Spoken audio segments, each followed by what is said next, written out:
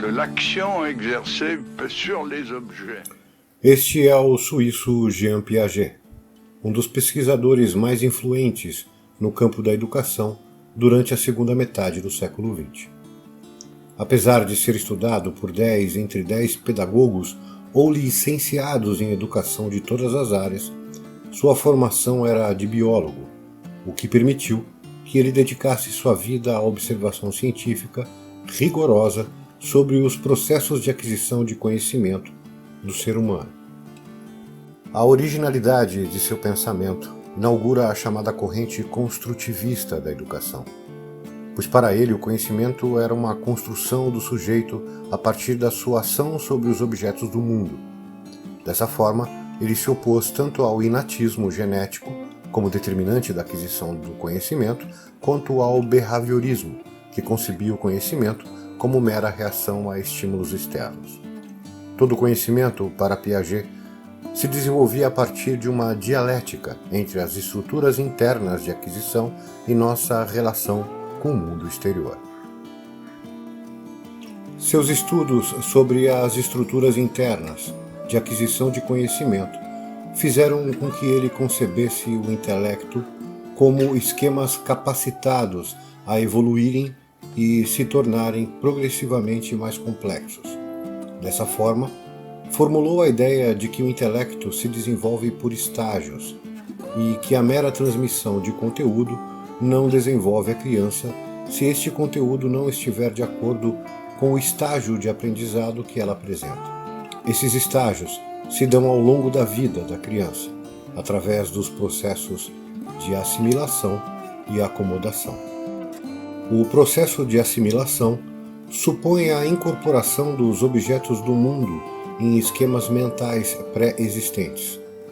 Já o processo de acomodação supõe a modificação dos esquemas de representação aos objetos incorporados.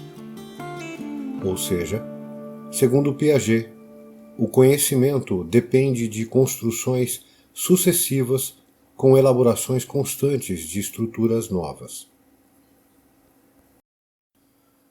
Piaget dividiu em 4 os estágios do desenvolvimento cognitivo humano. No primeiro estágio, chamado sensório-motor, que idealmente vai até os 2 anos de idade, a criança adquire capacidade de dominar seus reflexos básicos para que suas ações no mundo externo lhe tragam prazer ou algum tipo de vantagem.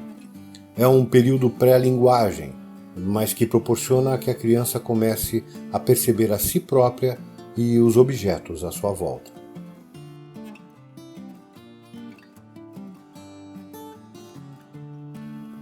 O segundo estágio, o pré-operacional, idealmente vai dos 2 aos 7 anos de idade. Aqui já acontece o gradual domínio da linguagem e o início da representação simbólica do mundo externo.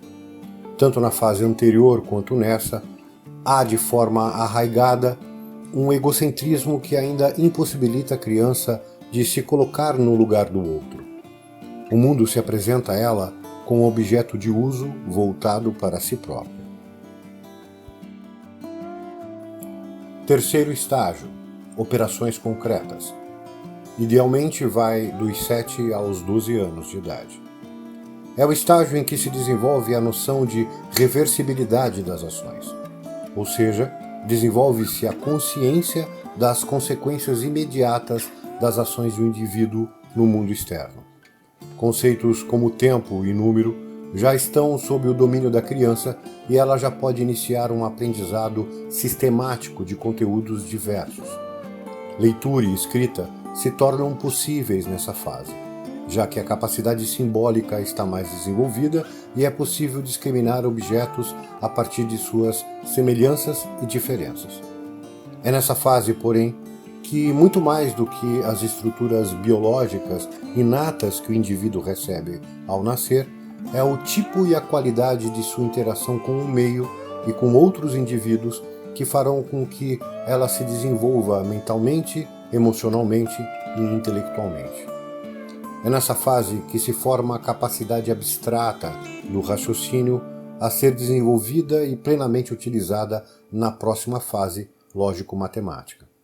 qualquer problema nessa fase compromete a posterior, e, obviamente, qualquer problema nas anteriores compromete o pleno desenvolvimento desta fase.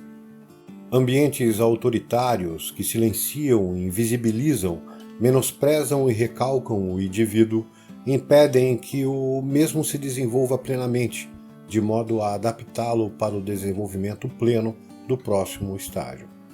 No entanto, nesta fase, dependendo do ambiente que a criança interage, já se desenvolve a capacidade de operar a lógica formal e compreender o ponto de vista do outro e distanciá-lo do seu.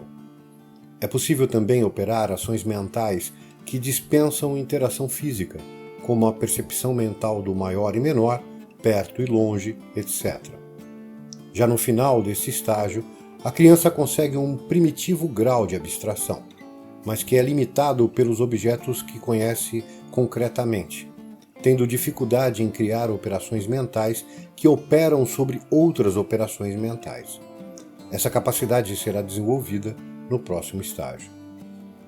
Podemos dizer que, nesta fase, o ser humano não é mais egocêntrico per si, mas ainda incapaz de operar mentalmente para além de seus limites empíricos, ou seja, ele tem seu mundo cognitivo reduzido a si próprio, o que faz com que se considere somente a experiência direta, a medida e parâmetro para se entender o mundo.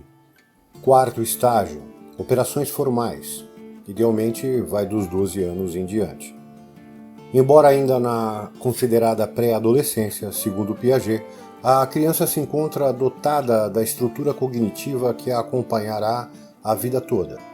Nessa fase, se desenvolve o pensamento lógico formal e abstrato. O indivíduo não precisa mais se reduzir ao empírico para construir conhecimento sobre o mundo, operando sob hipóteses e projeções para além de sua experiência direta. Ou seja, o pensamento adquire relativa independência, permite experimentações mentais, lógico-dedutivas, complexas, através de relações entre conceitos abstratos. Essa fase é a mais apurada no conhecimento do mundo, onde é possível o desenvolvimento de teses e de auditar a coerência das falas.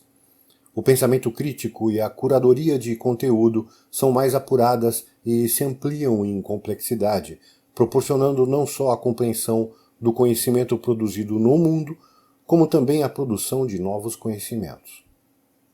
O pensamento de Piaget continua vivo e prático em nosso dia a dia, embora muitas críticas tenham abordado outros aspectos que ele deu menos relevância, como a influência das estruturas sociais na formação das estruturas de entendimento do indivíduo.